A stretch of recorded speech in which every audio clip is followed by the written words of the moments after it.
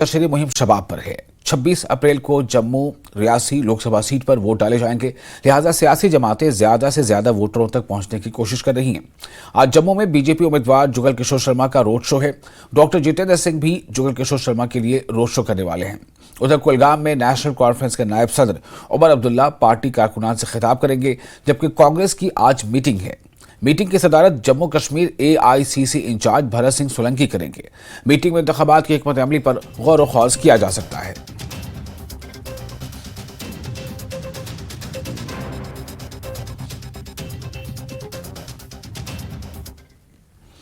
PDP की सरबराह और अनंतनाग राजौरी पार्लिमानी हल्के के उम्मीदवार महबूबा मुफ्ती ने NC लीडर चौधरी अकरम के उस बयान की मजम्मत की है जिसमें उन्होंने कहा था कि कांग्रेस और बीजेपी एक जैसे हैं। उन्होंने कहा कि यह इंतहाई बदकिस्मती की बात है कि अकरम चौधरी ने ऐसा बयान दिया है, क्योंकि उन्होंने खुद अपने करियर का आगाज कांग्रेस से किया। मुफ्ती ने कहा कि मरकज में कांग्रेस अहम है और इसी तरह जम्मू कश्मीर के लिए PDP अहम है, लिहाजा कांग्रेस और NC के लोगों को इस सूरत हाल को समझना चाहिए और उन्हें भी PDP का साथ देना चाहिए।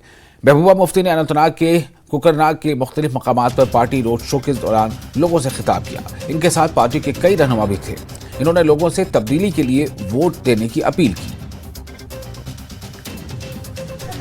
PDP ने इख्वान खत्म किया, PDP ने 3 साल में रास्ते खोले, डायलॉग का प्रोसेस शुरू किया। तो अगर PDP खत्म होती तो कल अपने पहलगाम में, आज यहाँ ये लोगों का सैलाब देख रहे हैं, मुझे लगता है लोग खुद जवाब देंगे कि PDP खत्म है, PDP लोगों के दिलों में जिंदा है। ये बयान देना कि बीजेपी और कांग्रेस में कोई फर्क नहीं है, ये अफसोसनाक है मेरे लिए भी, क्योंकि मैं कांग्रेस से मैंने अपना कैरियर स्टार्ट किया है। जिस कांग्रेस को नेशनल कॉन्फ्रेंस गंदी नाली के कीड़े कहते थे, तरह के मवालात करते थे, और आज अकरम साहब ने इतनी बड़ी बात कह दी कि कांग्रेस और बीजेपी एक जैसी जमातें हैं, तो मुझे लगता है इससे जो तवक्का के खिलाफ बयान कोई और नहीं हो सकता है। मेरी गुजारिश है कांग्रेस के लोगों से, नेशनल कॉन्फ्रेंस के लोगों से, मैं इस वक्त आई हूँ आपके सामने दामन फैला के। इस वक्त बिजली तार और पोल और NC और PDP का सवाल नहीं है, इस वक्त सवाल है जम्मू कश्मीर की कौन सी आवाज पार्लियामेंट में गूंजेगी, और हमारे कादियों के लिए, हमारे तशक्कुस के लिए, और हमारी। और नेशनल कॉन्फ्रेंस के नायब सदर उमर अब्दुल्ला ने कहा है कि जब भी जरूरत पड़ी नेशनल कॉन्फ्रेंस ने एक बड़े मकसद के लिए PDP की तरफ दोस्ती का हाथ बढ़ाया। उन्होंने कहा कि चाहे वो 2014 हो या कोई और मौका। उमर अब्दुल्ला ने कहा कि PDP अब ये कहकर सूरत हाल से फायदा उठाना चाहती है कि NC इंडिया ब्लॉक के तहत सीट शेयरिंग पर मुश्तमिल नहीं है, और ये सरासर झूठ है। उमर अब्दुल्ला ने कहा कि बीजेपी सियासी फायदे हासिल करने के लिए प्रॉक्सियों की हिमायत कर रही है। सज्जाद लोन की जानिब से अपनी पार्टी को हिमायत देने की अपील पर उमर अब्दुल्ला ने कहा कि लोन को उनकी जमीन का इल्म है और इसीलिए वो अल्ताफ बुखारी से हिमायत की भीख मांग रहे हैं। हदबंदी कमीशन पर आज़ाद के बयान पर उमर अब्दुल्ला ने कहा कि उनकी ख्वाहिश है कि आज़ाद उस वक्त बोलते जब नशिस्तों की हदबंदी के खिलाफ आवाज़ उठाने की ज़रूरत थी। उमर ने मियां अल्ताफ की इंतखाबी मुहिम के दौरान अनंतनाग के दयालगाम और बेलबिहाड़ा इलाकों में अवामी जलसों से खिताब किया, और इस मौके पर NC के काफ़ी छोटे बड़े लीडर मौजूद थे।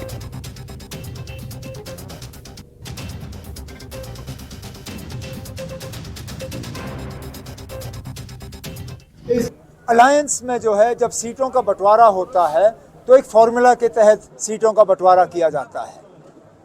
DDC के लिए जो है 2014 के असेंबली इलेक्शन को जो है सीट शेयरिंग की बुनियाद बनाई गई। जाहिर सी बात है 2024 के पार्लिमानी इलेक्शन का जो सीट शेयरिंग होगा वो 2019 के पार्लिमानी नतीजों के बुनियाद पे होगा। अब बिल्कुल सही बात है, बीजेपी की स्ट्रैटेजी है, वो अपने B टीम C टीम को आगे ला रहे हैं, और बार बार श्रीनगर में इन लोगों के साथ मीटिंग हो रही है। आखिरकार जब चुग साहब दिल्ली से आते हैं और श्रीनगर में मीटिंग करते हैं और वहाँ पे पीपल्स कॉन्फ्रेंस के लीडर को जो है उसको बुलाया जाता है, तो जाहिर सी बात है कि ये बीजेपी की तरफ से जो है इलेक्शन लड़ रहे हैं। निशाना जब होम मिनिस्टर साहब का होता है वो इंडिया ब्लॉक पे होता है, वो नेशनल कॉन्फ्रेंस पे होता है, हमें हराने की कोशिश की जाती है। और नेशनल कॉन्फ्रेंस ने श्रीनगर के इलाके जड़ीबल हजरत बल में वर्कर्स कन्वेंशन मुनक्किद किया। श्रीनगर से एनसी के उम्मीदवार आगा सैयद रूहुल्लाह मेहदी के साथ दीगर रहनुमा मौजूद थे। रूहुल्लाह मेहदी ने कहा कि प्रोग्राम का मकसद अपने कारकुनों के साथ बातचीत करना और उन्हें आइंदा पार्लिमानी इंतखाबात की मुहिम के लिए तैयार करना है। जब महबूबा मुफ्ती के उस बयान के बारे में उनसे पूछा गया जिसमें मुफ्ती ने कहा था कि जम्मू कश्मीर के लोग चाहते हैं कि वो साथ चलें, लेकिन फारूक अब्दुल्ला ने उन्हें एतमाद पर लेने के बजाय कहा कि पीडीपी खत्म हो चुकी है। रूहुल्लाह ने कहा कि वो सब मुत्तहिद होकर आगे बढ़ना चाहते हैं, चाहे वो पीएचडी के नाम पर हो या कोई और। उन्होंने कहा कि उनका मकसद बहुत बड़ा है और सिर्फ इलेक्शन उनका हदफ नहीं है। रूहुल्लाह ने कहा कि हम एक साथ इलेक्शन क्यों नहीं लड़ सके, ये इनके लिए और हमारे लिए बड़ा सवाल है। रूहुल्लाह ने कहा कि उन्हें खुशी है कि उन्हें 2019 में जो कुछ हुआ उसके खिलाफ बोलने और लोगों को इस बारे में मुतहर्रिक करने का मौका मिल रहा है। करने के लिए मौजूद है आगा सैयद रूहुल्लाह मेहदी जो कि एनसी के श्रीनगर कैंडिडेट है। आज यहाँ पे प्रोग्राम था, उनसे जानने की कोशिश करेंगे कि किस तरह का ये प्रोग्राम रहा है आज का। यहाँ पे इंटरेक्शन करने के लिए आए दरगाह हजरत बल में, अपने दोस्तों से, पार्टी वर्कर हजरात से, पार्टी वर्कर हजरात के ज़रिए यहाँ पे रहने वाले लोग जो है उनसे इंटरेक्शन करने आए, हालात के बारे में बात की जाए, जिन मुसीबतों से हम गुजर रहे हैं, जो हमारा वक़ार छीनने के बाद, हमारे हुकूक छीनने के बाद, हमारी इज़्ज़त छीनने के बाद जो हालात हम पे वारिद किए गए, उन हालात से, उस डिप्रेशन से बाहर कैसे निकला जाए और कैसे बात करना हम शुरू करें और अपनी राय को ज़ाहिर करना शुरू करें और इन हालात का मुकाबला कैसे करें, उस हवाले से बात की जाए। और अल्हम्दुलिल्लाह अच्छे माहौल में बात हुई, सभी वर्कर हजरात यहाँ पे थे, उनके साथ इंटरेक्शन हुई, अपनी बात भी मैं उनके सामने रख पाया और जैसा कि माहौल से लगता है, जैसा मैं समझता हूँ हालात है वैसा ये लोग भी समझते हैं और एक साथ होकर इन हालात से लड़ने की ज़रूरत है। जिस तरह से महबूबा मुफ्ती ने कहा है कि लोग चाह रहे थे कि एनसी, पीडीपी और दीगर पार्टियां जो है वो एक साथ यहाँ पे आए। उन्होंने ये भी कहा कि हमने पूरा इख्तियार जो है वो फारूक अब्दुल्ला को दिया था, लेकिन उन्होंने हमसे नहीं पूछा जब उन्होंने सीट अनाउंसमेंट किया। तो किस तरह इस बारे में मैंने बहुत बार बात भी की है, बहुत सहाफ़ी हजरातों के साथ बात करते हुए जवाब भी दिया है। मैं भी चाहता था और अब भी चाहता हूँ कि कश्मीरी कौम मुत्तहिद हो जाए, किसी भी नाम पे हो, पीएचडी नाम पे हो, जो भी प्लेटफॉर्म हम बना सकते हैं इत्तेहाद के लिए, वो बनाने की ज़रूरत है, क्योंकि हमारा कॉज बहुत बड़ा है। इलेक्शंस हमारा हदफ नहीं है, इलेक्शन से बड़ा मसला हमारे सामने है, इलेक्शन से बड़ा हमारा हदफ होना चाहिए, उसके लिए मुत्तहिद होना है। इलेक्शन में हम एक साथ क्यों नहीं हो पाए, वो सवाल उनके लिए भी है, वो सवाल हमारे लिए भी है। हम सबको उस सवाल का जवाब ढूंढना चाहिए कि कहाँ से ये शुरुआत हुई कि ये इत्तेहाद टूट गया। जिस तरह से हम यहाँ पे देख पा रहे हैं कि कितना टफ आप कॉम्पिटिशन देख रहे हैं श्रीनगर में। मैंने पहले दिन से कहा, मेरी कोशिश ये है कि इन इलेक्शन के ज़रिए कि वो बात ज़्यादा से ज़्यादा कितनी पहुँचाई जाए, जो 2019 के बाद पहुँचाने की ज़रूरत थी। लोगों को मोबिलाइज़ कैसे किया जाए, उस बात के लिए, जो बात करने के लिए हमें मोबिलाइज होना चाहिए। नतीजा क्या होगा इलेक्शन का, क्या नहीं होगा, मेरा फोकस इस वक्त उस पर नहीं है। इस इलेक्शन के ज़रिए हमें मौका मिला 2019 के फैसलों के खिलाफ सफारा हो जाए, मोबिलाइज हो जाए, बात करें। ये मौका उसके लिए इस्तेमाल किया जाए, ज़्यादा से ज़्यादा मोबिलाइजेशन हो। और जम्मू कश्मीर कांग्रेस के सदर वक़ार रसूलवानी ने जम्मू में एक प्रेस कॉन्फ्रेंस के दौरान कहा कि कांग्रेस पार्टी को इंडिया अलायंस के शराकतदारों से मुकम्मल हिमायत हासिल है। वक़ार रसूलवानी ने कहा कि सब जानते हैं कि लोगों ने इस बार तब्दीली को वोट दिया है और उन्हें यकीन है कि चौधरी लाल सिंह पहले ही उधमपुर सीट जीत चुके हैं। वक़ार रसूलवानी ने कहा कि बीजेपी के मेंबरान ने कभी आवाम के लिए काम नहीं किया और लोगों की ज़मीनें छीनी गई। उनके दौर में प्रॉपर्टी टैक्स, स्मार्ट मीटर लगाए गए और अब आवाम तब्दीली चाहती है। वक़ार रसूलवानी ने कहा कि समाज का हर तबका गमज़दा है क्योंकि बीजेपी की तरफ से उन्हें दी गई तमाम यकीन दहानियां कभी पूरी नहीं हुई। उन्होंने कहा कि डोमिसाइल गैर मकामी लोगों में तकसीम किए गए। वानी ने कहा कि कश्मीर में बीजेपी का कोई कैडर नहीं है, न पोलिंग एजेंट है और न ही कश्मीर में कारकुन।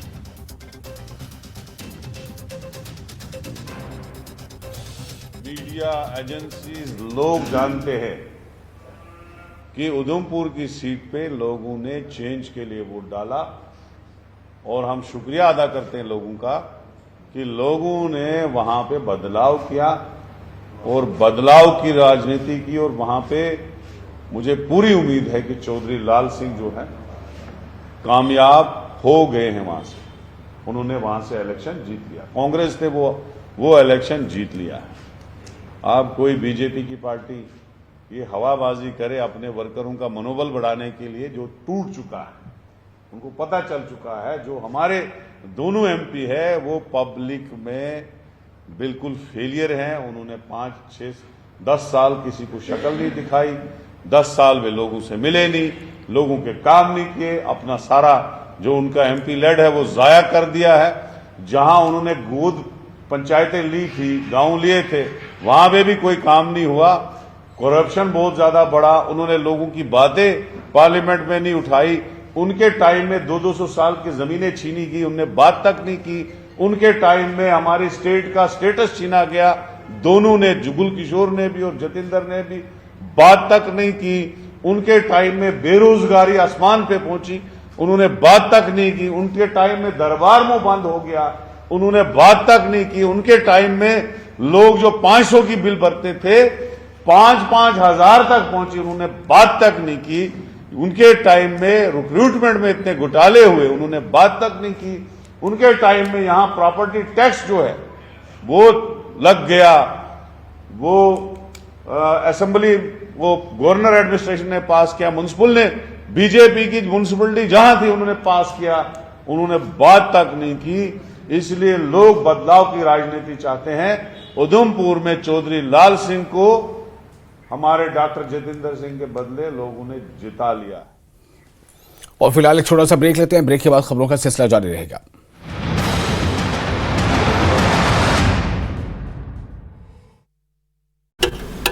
अध्यक्ष सतपाल रायजादा ने हमीरपुर क्षेत्र से कांग्रेस प्रत्याशी के चयन को लेकर दिया बड़ा बयान। कहा हाईकमान नाव के लिए मजबूत प्रत्याशी ही उतारेगी। कुलगाम में कुएं में फिसलकर डूबने से 2 लोगों की मौत, हादसे में एक घायल पश्चिम बंगाल का रहने वाला था। घायल अजमल नाम का शख्स। अनंतनाग में बीजेपी ने नहीं उतारा कोई उम्मीदवार, अब एनसी-पीडीपी में सीधा मुकाबला। मैदान में डीपीएपी और अपनी पार्टी के भी उम्मीदवार। केंद्रीय गृह मंत्री अमित शाह ने गांधीनगर में भरा पर्चा। कहा कि गांधीनगर का प्रतिनिधित्व करना मेरे लिए गौरव का विषय। नामांकन के दौरान मौजूद रहे गुजरात बीजेपी। और डीपीएपी के सरबराह गुलाम नबी आजाद ने हदबंदी कमीशन पर सवाल उठाते हुए कहा है कि अनंतनाग राजौरी पार्लिमानी हल्का बगैर किसी मंतिक का इस्तेमाल किए बनाया गया था और हदबंदी कमीशन के इस गैर मनसूबाबंद काम की वजह से अवाम के साथ साथ सियासी उम्मीदवारों को काफी नुकसान उठाना पड़ रहा है। आजाद ने कहा कि हदबंदी गूगल पर की गई थी, अमली तौर पर नहीं। आजाद को करनाल के हांगलगुंड और हिलर इलाकों में रोड शो से खिताब कर रहे थे। उनके साथ डीपीएपी उम्मीदवार बराए अनंतनाग राजौरी एडवोकेट मोहम्मद सलीम भी थे। फिजिकली कि राजौरी पुंछ कहाँ है और ये कहाँ, और रोड से गए होते तो उनको मालूम पड़ता कि ये तो 2 पहाड़ इनको जुदा करते हैं आज से नहीं हजारों साल। और 75 साल से जिसने डिलिमिटेशन बनाई थी, कई दफा हुई, तो सीट अगर एक बढ़ानी थी जम्मू की तो 3 सीटें कर देते। कोई कश्मीर वाला चिल्लाता नहीं, क्योंकि 550 सीटों में उससे क्या फर्क पड़ता। वो 3 यहां के होते, 3 वहां के होते। लेकिन ये 2.5 करके तो दूरियां कर दी, एक ही कॉन्स्टिट्यूंसी में दूरियां होगी ना, और फिर कंपेन करना मुश्किल होगा, और उसके बाद आना जाना मुश्किल होगा कैंडिडेट का। बरसात है तो नहीं जा पाएंगे, 6 महीने बर्फ है तो नहीं होनी चाहे, तो ये कौन सी कॉन्स्टिट्यूंसी है। और गुलाम नबी आजाद के बयान पर रद्द-ए-अमल जाहिर करते हुए senior BJP leader Kavinder Gupta ने कहा है कि हदबंदी कमीशन पर सवालिया निशान उठाना दुरुस्त नहीं है, क्योंकि कमीशन ने मुस्तकबिल के तनाजुर को मद्देनजर रखते हुए और दोनों खित्तों को यकजा करने के लिए अनंतनाग राजौरी पार्लिमानी सीट बनाई है। Former deputy CM Jammu Kashmir Kavinder Gupta हमारे साथ मौजूद हैं। कविंदर जी, डीपीएपी के चेयरमैन गुलाम नबी आजाद ने सवालिया निशान लगाए हैं, जो कि डिलिमिटेशन कमीशन की तरफ से जो अनंतनाग राजौरी में जो डिलिमिटेशन किया गया है, उनका कहना है कि बहुत सी दिक्कतें जो हैं वो कैंडिडेट्स को आ रही हैं। ऐसा लगता है ये प्रैक्टिकल नहीं बल्कि गूगल पे देख के बनाया गया है। देखिए, ऐसा नहीं है। ये डिलिमिटेशन कमीशन एक रेस्पेक्टेबल दायरा है जिसको भारत सरकार ने नियुक्त किया है। जब वो जम्मू कश्मीर में आए थे तो सभी लोगों के साथ बैठ करके उन्होंने चर्चा की थी। तो उसी आधार पर, क्योंकि कुछ ऐसे इलाके हैं जहां पर कुछ मनमर्जी होती थी, जम्मू कश्मीर में जो कश्मीर और जम्मू का क्षेत्र आपस में मिले, उनके रिलेशन बने। यहाँ पर हमेशा से इन सरकारों की वजह से कश्मीर वर्सेस जम्मू रहा। ये इस प्रकार की सोच लेकर के बनाए गए थे। जहाँ तक सवाल है कि कैंडिडेट्स को मुश्किल आने की, ऐसा कुछ नहीं है। सड़कें ठीक हैं, सब कुछ हैं। यहाँ से मुगल रोड भी बनी गई है। आने वाले समय में यहाँ पर जैसे ऑल वेदर रोड्स भी बनाई जा रही हैं। अगर भविष्य के लिए देखा जाए तो मुझे लगता है कि बेहतर और जो तरीके से ये कॉन्स्टिट्यूंसी काम करेगी। मिलिटेंसी जो यहाँ पर रही एक इलाके में, उसको भी ख़त्म किया गया है। आपस में मेल मिलाप हो, ये बहुत ज़रूरी रहता है। कल्चर हर तरह के लोग उसमें हो तो अच्छा। हालांकि पहली दफा ऐसा है कि जब अनंतनाग और राजौरी सीट पे इलेक्शन होंगे, हालांकि पहले अनंतनाग सीट अलग थी, वहां पे जो चुनाव होते थे वहां से जो भी पार्टी जीती थी, लेकिन पहली दफा ऐसा होगा कि कोई कैंडिडेट यहां से जीत के आएगा। और उनका सीधा कहना है जो कैंडिडेट्स यहाँ पे जो कैंपेनिंग कर रहे हैं उनको काफी दिक्कतें पेश आ रही हैं। अगर प्रैक्टिकली प्लान तरीके से इसको किया जाता तो बेहतर होता। देखिए, ऐसा नहीं है। अब खुद उन्होंने नाम वापस लिया है, कारण क्या रहे होंगे मैं इसके बारे में कोई टिप्पणी नहीं करना चाहता। लेकिन जैसे मैंने पहले कहा कि एरिया और लोगों की जो एक कितने लोग होने चाहिए कॉन्स्टिट्यूंसी में, कितनी कॉन्स्टिट्यूंसीज एमएलए की विधानसभा की होनी चाहिए, वो सभी चीज़ों को कंसिडर किया गया है। अनंतनाग कॉन्स्टिट्यूंसी पहले इस प्रकार से हम सोचें कि कंपैरेटिवली दूसरी कॉन्स्टिट्यूंसी से छोटी थी, तो एक बैलेंस किया है सभी कॉन्स्टिट्यूंसी, चाहे वो विधानसभा की सीटें हों चाहे पार्लियामेंट की सीटें। तो डिलिमिटेशन कमीशन ने बहुत ही बैलेंस तरीके के साथ इसका जो डिलिमिटेशन किया है और ऐसी कोई बात नहीं है, ये कहना है former deputy CM Kavindra Gupta का। कैमरामैन साहिब भट्ट के साथ राजेंद्र बैद, न्यूज़ 18 जम्मू। और रिहालपुरा पाटन में पीपल्स कॉन्फ्रेंस का वर्कर्स कन्वेंशन मुनक्किद हुआ। बारामूला से पार्टी के उम्मीदवार सज्जाद गनी लोन ने शिरकत की। मौलवी इमरान रजा अंसारी और दीगर लीडरान मौजूद रहे। लोगों ने बड़ी तादाद में शिरकत की। सज्जाद लोन और इमरान अंसारी ने कन्वेंशन से पहले रिहालपुरा के आस्थाने पर हाजिरी दी। उन्हें लोगों ने जुलूस की सूरत में कन्वेंशन की जगह तक पहुंचाया। लोन ने नेशनल कॉन्फ्रेंस पर सख्त तनकीद की। उन्होंने कहा कि जो गुरूर नेशनल कॉन्फ्रेंस को है उसको खत्म करना है। लोन ने कहा कि उमर और फारूक अब्दुल्ला बीजेपी की हर तकरीब में होते हैं मगर वो उन्हें नजर नहीं आता। जब सज्जाद लोन किसी से मिलते हैं वो उन्हें बुरा लगता है। मैं ओवर कॉन्फिडेंट नहीं होना चाहता हूं, लेकिन मुझे तो लगता है कि यहाँ तो वन साइडेड लग रहा है। मैं अगर किसी का सोशल विजिट पर जाता हूँ, अगर 2 मिनट अचानक मिला कहीं से, किसी को देखा, अगर वो गुनाह है तो वो गुनाह मैंने किया है। ये उमर साहब तो हर शादी में होते हैं दिल्ली में इनकी। ये किधर नहीं देखा, किसके ड्राइंग रूम में नहीं देखा है। यार बेशर्मी की एक हद होती है यार। 24 घंटा तो उधर ही घुसे रहते हैं, या इनके फादर घुसे रहते हैं या ये घुसे रहते हैं। अब कोई मैं अंदर घुस रहा हूँ, कोई मिले, मैं बेसिक आपको लगता है ये सब बीजेपी ने भेजे थे? बस ठीक है, मुंह से बोलो ना। आपको लगता है ये बीजेपी के? ये लोग कहाँ से आए थे? ये कश्मीरी मुसलमान थे क्या थे? ये वोटर थे क्या थे? तो इनको बोल रहा है वो। इनमें से काफ़ी लोग हैं जो उमर साहब के टाइम में पीएसए लगे हुए हैं, तो अब उमर साहब उनको जो सर्टिफिकेट दे देंगे इंशाअल्लाह। करना से लेकर बीरवा तक, पटन से लेकर आप सैलाब देखेंगे। ये जो ये झूठ के ये सारे टाइम ओवर फॉर लाइज, झूठ का अब टाइम खत्म है। जो लोग हम पर उंगलियां उठाते हैं उनको ये अंदाजा, ये उनको जवाब है। और ये हम पर उंगलियां नहीं, ये इन लोगों पर उंगलियां उठाते हैं, और इंशाल्लाह यही लोग जवाब। और पीडीपी की जानिब से करियो पापुर में एक कन्वेंशन मुनक्किद हुआ। श्रीनगर सीट के नामजद उम्मीदवार वहीदुर रहमान पर्रा, जहूर अहमद मीर के अलावा दीगर लीडरान मौजूद रहे। लीडरान ने लोगों पर जोर दिया कि वो आने वाले लोकसभा इलेक्शन में पीडीपी के उम्मीदवार को कामयाब बनाएं। न्यूज़ 18 JKLH के नुमाइंदे सैयद मंजूर के साथ बात करते हुए वहीदुर रहमान पर्रा ने बताया कि अगर वो इलेक्शन जीतेंगे तो वो पहले जेलों में बंद नौजवानों के लिए एमनेस्टी स्कीम दोबारा लागू करने की कोशिश करेंगे।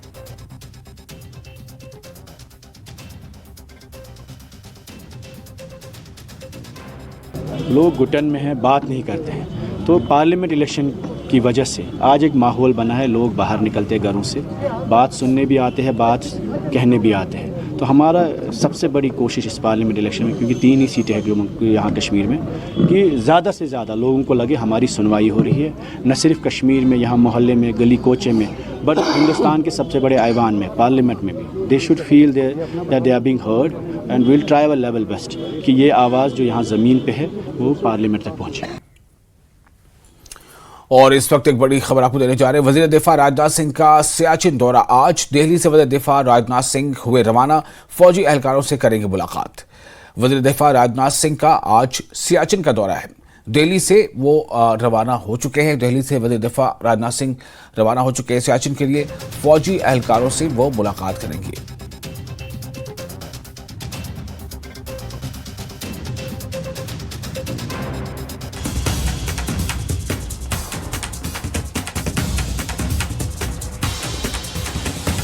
तो फौजी एहलकारों से आज मुलाकात करेंगे वज़ीर दिफा राजनाथ सिंह, और इसके लिए वो आज दिल्ली से रवाना हो चुके हैं सियाचिन के लिए।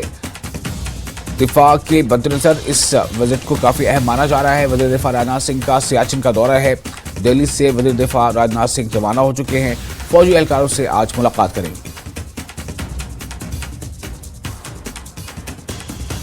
और हमारे रिपोर्टर बौरुप स्टांजी इस वक्त हमारे साथ जुड़ चुके हैं ज्यादा जानकारी के साथ। बौरुप, क्या शेड्यूल है आज वज़ीर दिफा का, डिफेंस मिनिस्टर का आज, और क्या कुछ वहां पर वो सिर्फ एक दिफा यानी डिफेंस के एंगल से उनकी वहां मीटिंग्स होगी, या फिर कोई उनका पॉलिटिकल भी वहां पर कोई कार्यक्रम है?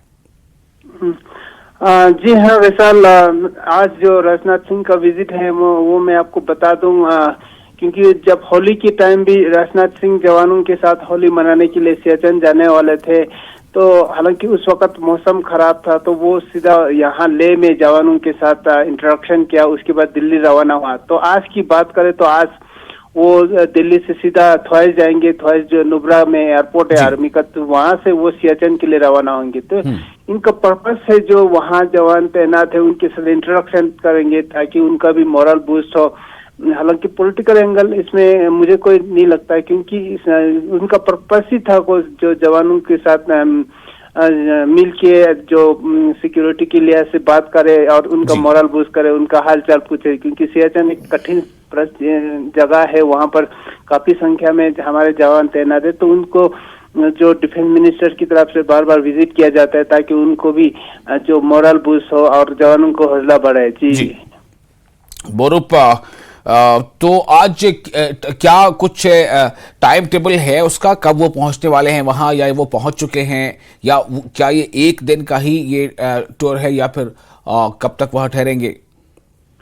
जी हाँ विशाल, आज एक ही दिन का ही प्रोग्राम है उनका विजिट का, क्योंकि वो दिल्ली से रवाना मेरे ख्याल से हो चुके हैं। तो अभी उस वक्त उस दिन जो विजिट करना था उसमें उस वक्त वहाँ सियाचिन के आसपास बादल थे, मौसम ठीक नहीं था, इस कारण उसको वापस लौटना पड़ा। जो होली के दिन थे, जो लेह में होली मना के जवानों के साथ होली मना के वापस चला। तो आज की बात करें तो आज मौसम साफ है, तो वहाँ से रवाना हो चुके। तो उम्मीद है वो जल्द से जवानों से आज मुलाकात होगी, फिर जवानों का हौसला बढ़ाएंगे।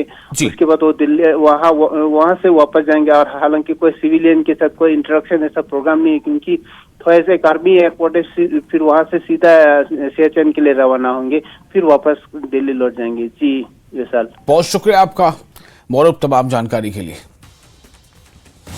तो वज़ीर दिफा आज सियाचिन के दौरे पर हैं, और दिल्ली से वज़ीर दिफा राजनाथ सिंह वहां से अब तक वो रवाना हो चुके हैं। फौजी एहलकारों के साथ आज उनकी अहम मीटिंग्स होंगी।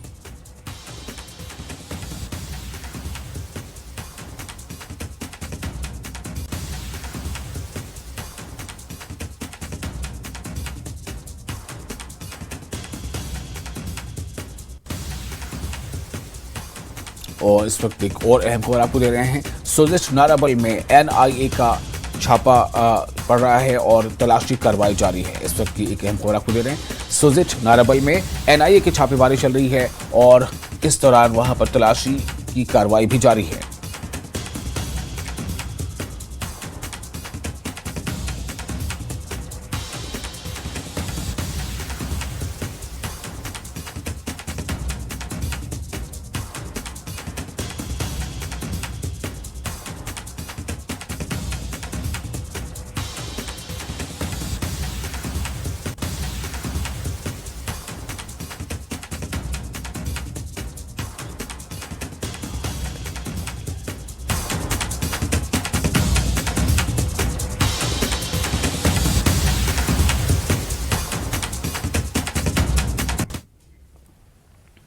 और इसके साथ ही इस बुलेटिन में फिलहाल इतना ही, लेकिन न्यूज़ 18 JKLH पे लगातार बड़ी और अहम खबरों का सिलसिला जारी